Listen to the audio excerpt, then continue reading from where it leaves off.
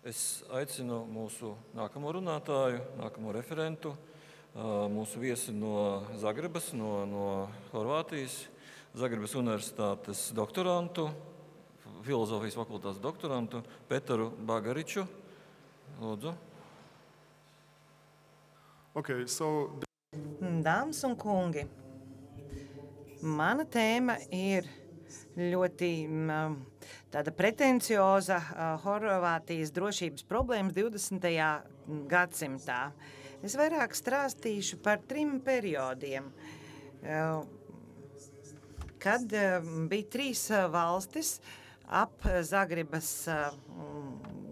kā galvaspilsētu, un tam bija pazīmes, valstiskas pazīmes, vai nu diplomātiskās attiecības un tīkls, vai arī pat karaspēks. Pirmais periods bija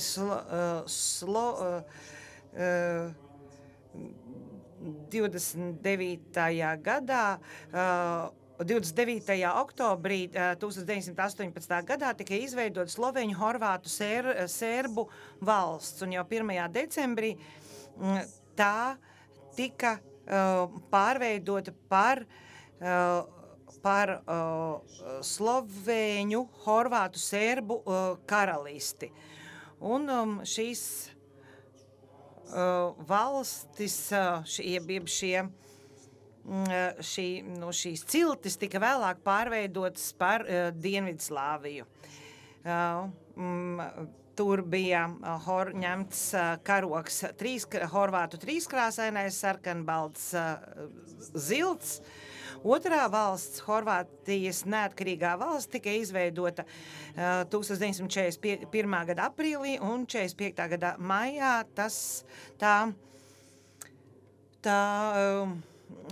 Beidzās. Un tur arī karogs bija 3 krāsu, sarkans, balts un zils, bet tam bija kā centrālā daļa šis horvātu rūtainais ģērbonis. Bet tā kā tā bija totalitāra vara, augšpusē tika ielikta arī valdošās kustības simbolika uztaša. Un visbeidzot, 3. Horvātijas republika, kas svin savu valstiskumu 30. maijā 1990. gadā, kad pirmo reizi Horvātijas parlaments tika izveidots, bet neatkarība tika pasludināta tikai 91. gadā, 25. jūnijā. Un to pieņēma ANO 92. gadā. 90. gadā tika pieņemts arī pašreizējais karoks. Šī ir situācija Austro-Ungārijā pirms Sloveņu, Horvātu, Sērbu valsts izveides, un varat redzēt parastās nācijas, kas dzīvo šajā reģionā. Šī ir pielāgota kārta ar šī brīža krāsām, bet kārta ir no 1911. gada. Varat redzēt, ka tur ir vairākas valstis kopā: Slovenija, Slovākija, Horvātija, Bosnija, Hercegovina, bet horvāti un sērbi apvienojās. Tā bija tāda vēsturiska valodas apvienošana. Un par to arī runāšu vēlāk, par valodas izmantošanu kā valsts pamatu. Bet jūs gribēju parādīt, cik sarežģīta bija valsts veidošanās šajā vietā, un pēc tam arī parādīšu etnisko fragmentāciju no citām kartēm. Pavisam īsi par horvātiem Austro-Ungārijā Pirmā pasaules kara laikā. Viens no komandieriem imperiālajā armijā bija horvāts Maksimiliāns Ņegvāgo, gaisa spēku komandieris arī bija horvāts Emīls Uzlats. Donavas flotei komandieris bija Ratkovičs, savukārt izlūkdonas dienesta valdu vadīja Oskars Kranilovičs. Tad Bosnijas Hercegovinas mērs bija Šarkovičs, vēlāk viņš arī veidoja politisko emigrācijas eliti, kas vēlāk bija opozīcijā. Savukārt Isons frontē Alpos, tur fronti komandēja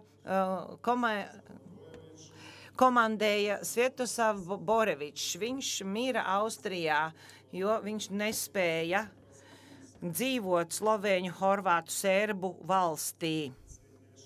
Bija tīpaši ņemot vērā viņa nacionālās sentimentus. Kas tad noveda pie Austro-Ungārijas iziršanas? Pirmām kārtām Pirmā pasaules kara sakāve.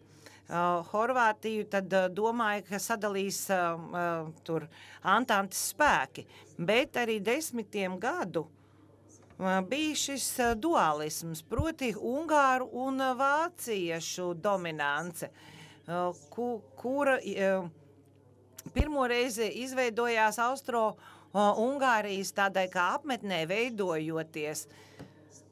Pirms tam Ungārijas karalistē bija viena, tātad horvātu daļa un slovēņu serbu daļa otrā. Un jau tas sākumā noteica to, ka bija vēlme iznīcināt Austro-Ungāriju, veidojot Dienvidslāvijas valsti. Serbija un Horvātija izveidoja Nacionālo padomi Zagrebā, un to pārstāvēja vairāku tautu pārstāvji. Slovēnis bija prezidents, viņa vietnieki Horvāti. 29.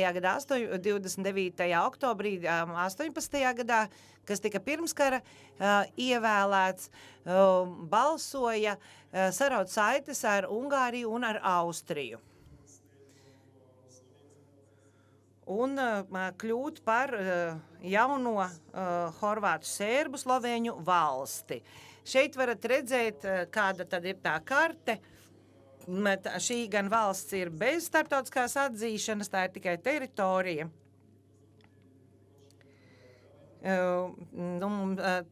Un varēja būt, ka daļēji tas arī bija, ka tajā brīdī, kad valsts tika izveidota, Itālijas spēki tuvojās.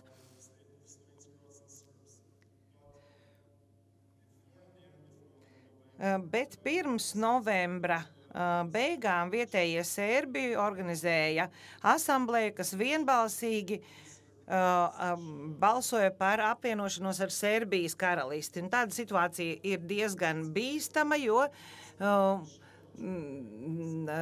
daļa no šīs jaunveidotās karalistes teica, ka kļūs par Serbijas daļēji iekļausies Serbijā, lai nepakļautos Itālijā. Galvenās drošības problēmas, tātad Itālija, kas bija kam ir starptautiski atzīti prasības, balstoties uz Londonas līgumu. Tāpat arī dažādi Austrijas vairāki dezertieri, tā saucamie zaļie kadri, un viņiem bija potenciāls, militārs potenciāls. Slavenākais Miroslavs Kerježiks vienmēr bija teicis, ka jādibina tādu padomju sociālistisku valsti. Tāpat arī ar Ungāriju bija strīdi par robežu, tāpat arī separātisms serbu dominējošajās tīpaši zemēs. Londonas nolīgums no 15. gada nosaka Itālijas un Antantes robežas un pilnvaras šī te pelēcīgā vieta, kur etniski dzīvoja slovēņi un Antante, tātad Lielbritānija, Krievija un Francija apsolīja šīs zemes Itālijai. Tāpēc tieši tādēļ lielākā daļa nepiekrita tam. 21. oktobrī Austro-Ungārijas varas iestādes ar imperatora Čārlza atļauju nodeva Pulā esošo galveno floti, nodeva oficiāli sloveņu, horvātu, serbu valsts amatpersonu rokās. Bet jau pirmajā naktī lielākā daļa no šo kara kuģu tika no attiecīgi Austrijas cilvēkiem noslīcinātas. Tādējādi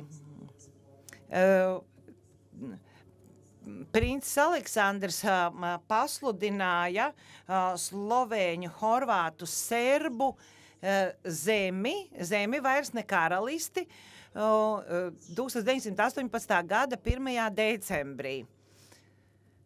Protams, ka bija sacelšanās pret to, vēloties karalisti, bet šī sacelšanās tika apspiesta. Pēc tam Horvātijas lielākā daļa šo politiskās elītes emigrēja. Jau no 13. novembra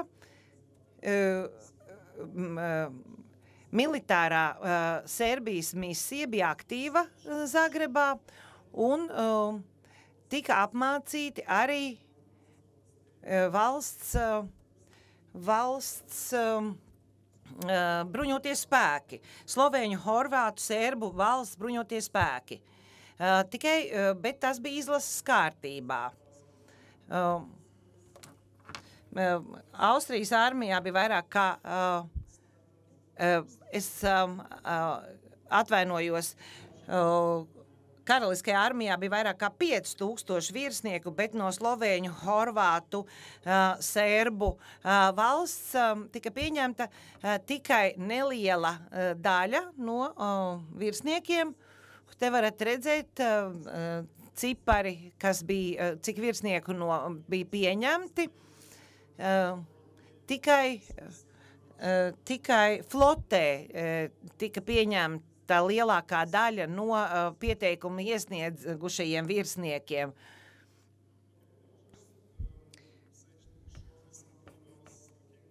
Es nedaudz pastāstīšu par slovēņu, horvātu, serbu valsti. Jo pēc tam tā drīz vien pazuda. Pirmais, pirmo reizi tā Horvātija kā vienkopus tika iezīmēta 1922. gadā. Savukārt 28. gadā lielākā daļa no parlamenta vadītājiem tika nogalināti vai ievainoti apvērsumā. 29. gada janvārī tika izveidota karaliskā diktatūra un Usteša bēga uz Itāliju un Ungāriju. Un Horvātijas neatkarīgā valsts tika veidota 1945. gada pēc Dienvidslāvijas invāzijas, kas sākās 6. aprīlī. 7. aprīlī Wehrmachts ienāca Skopjē, tādējādi pilnībā izbeidzot Dienvidslāvijas pretošanās plānus, bet 8. aprīlī bija sacelšanās Horvātu armijas daļās, divīzijās, un 10. aprīlī jau vācieši ienāca Zagrebā. Belgrada krita, padevās 12. aprīlī un 17. aprīlī Dienvidslāvijas virsnieki parakstīja, ģenerāļi parakstīja padošanos. Šāda ir Dienvidslāvijas karte. Toreiz daļa no Horvātijas. Violetās daļās visvairāk dzīvo horvātu un zilganā sērbu. Šāda ir Horvātijas valsts, bet pelēkā un dzeltenā daļa ir itāļu daļa, līdz ar to horvātu daļa ir tikai ierobežota, un viņiem bija daudzi dažādi ierobežojumi, piemēram, viņiem nedrīkstēja būt flote, un otra daļa bija vairāk vācu ietekmē. Tur arī bija cenzūra, un īstenībā Vācijās ietekmes zona sajūtās tāda kā atstumta. Te varat redzēt iedzīvotāju skaitu, jeb iedzīvotāju salikumu. Proti sarkanie bija serbu vai horvātu muslimi un musulmaņi. Un varat redzēt arī, ka šajās vietās bija arī vislielākās pretošanās kustības. Kādas tad ir drošības bāžas? Pirmā Itālija. Sākotnēji oficiāli tas bija kā sabiedrotais, bet reālā dzīvē Itālija deva ieročus Dienvidslāviem, lai tie karotu pret serbiem. Otrais Vācija. Vācija bija galvenais faktors, lai pastāvētu neatkarīga Horvātijas valsts, bet tam bija duālā politika. Ārlietu ministrs izturējās pret Horvātiju kā pret valsti, savukārt armija vēlējās, lai tur būtu Vācijas militārā kārtība. Serbu minoritāte, visi attiecīgi Serbijā vai Montenegro dzīvojošie bija visu laiku gatavi kaut kādam apvērsumam. Tad savukārt Horvātu ortodoksālā baznīca tika disformēta un tiem lika pieņemt citu ticību, piemēram, musulmaņu, bet tie, kas nevēlējās, tiem bija jāpievienojās rumāņu vai bulgāru ortodoksālajām baznīcām. Tāpat arī valodas politika. Cenšoties tīrīt valodu un veidot arī pareizrakstību. Savukārt musulmaņi Bosnijā un Hercegovinā tika konvertēti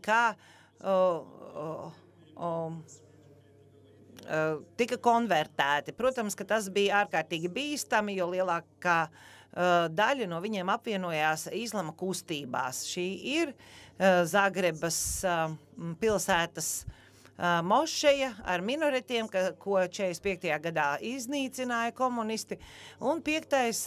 drauds bija Ungārija, kas sākotnēji tika uzskatīts par sabiedroto, bet vēlāk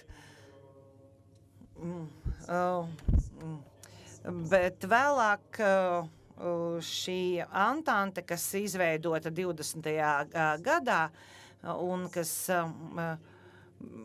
vēl tika gatavota, nepiepildījās, tāpēc, ka attiecības ar Ungāriju bija ārkārtīgi sliktas. Tāpat arī viens drauds bija PSRS, un pastāstīšu nedaudz par to. Tās pirmās aktivitātes sākās jau 41. gada jūnijā. Serbu pretošanās bija 27. gada, 41. gada 27. jūlijā. Pēc tam ieradās Spānijas civila pilsoņu kara veterāni, kas veidoja komunistiskās partijas mugurkaulu. Tad vēlāk arī Horvātijas leģions, kas tika aizsūtīts uz austrumu fronti. Arkanā armija ienāca 44. gada oktobrī, un 45. gada februārī bija lielā kara pie Bridžtonas. Tad attiecībā uz horvātu zaldātiem austrumu frontē pret PSRS 369. pulks, tad bija ar gaisa leģions un jūras leģions beigas. Tātad Dienvidslāvijas armija ienāca Zagrebā 45. gada maijā, tātad vēl pēc Berlīnas ieņemšana Horvātu armijas bruņotie spēki padevās 15.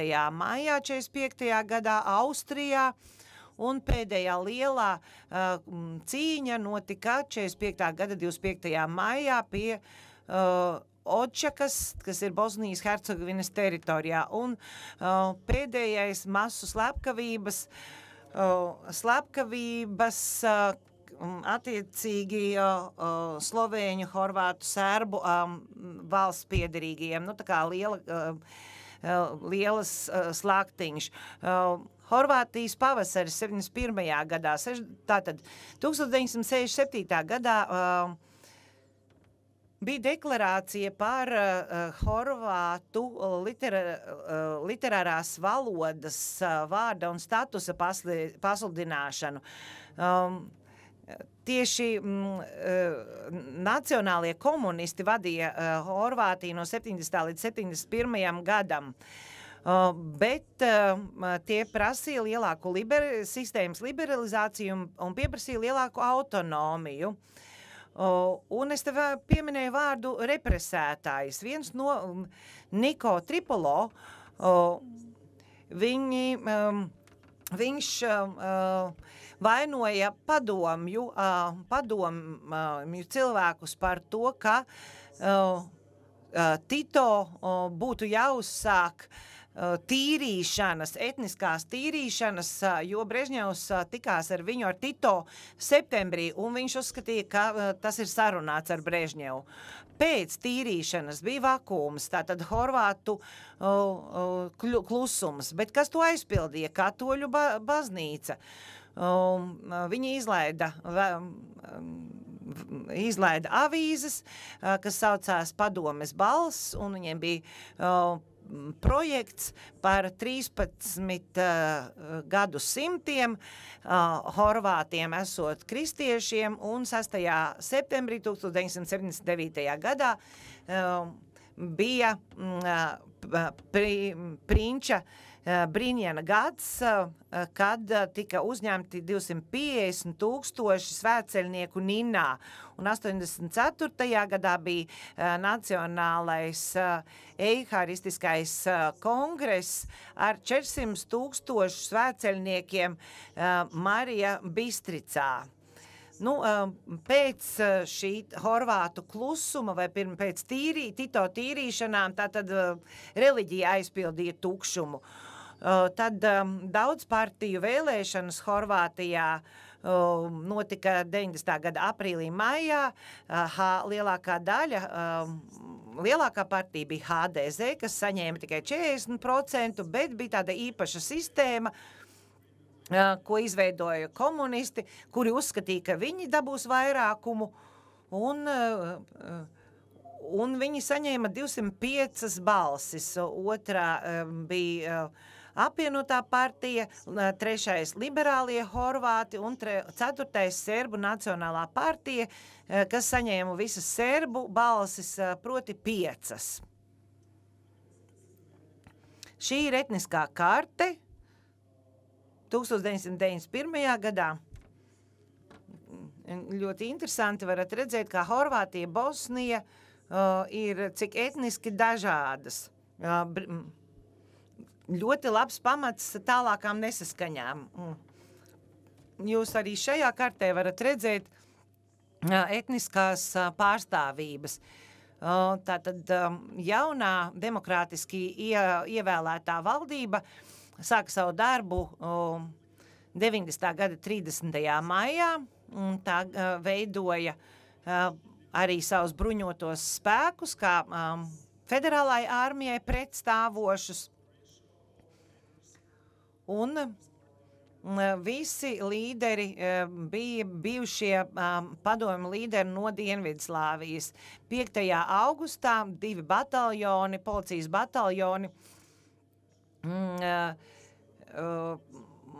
brīvprātīgi organizējās nacionālajos zemessargos. Un tādējādi tika likts sākums zemessargiem, kas vēlāk pārtapa armijā. Cipari. Tikai 14 horvātu dalībnieku, kas iepriekš Franču leģionā bija kalpojuši. Īstenībā viņi bija parasti karavīri, bet savas iepriekšējās pieredzes dēļ viņi uzreiz kļuva par 4 ģenerāļiem un 2 brigadieriem horvātu armijā. Pārējie palika arī kā vadošajos amatos. Un te varat redzēt, cik daudz pievienojās horvātu bruņotajiem spēkiem. Labajā pusē varat redzēt ne horvāti. Daļa no viņiem bija slovēņu, albāņu, maķedonieši un citi, kas iepriekš bija dienējuši Dienvidslāvijas armijā. Tad drošības izaicinājumi. Kā cīnīties pret Dienvidslāvijas tautas armiju? Tad kā rīkoties ar lielvarām, Ķīnu, lielajām Eiropas valstīm un tā tālāk. Itālija, Ungārija, kas iepriekš bija draudzīgas valstis, kā arī iekšējās problēmas, proti bija iekšējā milicija, jeb partiju kontrolētā milicija, kas izmantoja Osteršā ģērboni, par ko stāstot par karogu. Tad drošības dienests, republikāņu drošības dienests tika izveidots,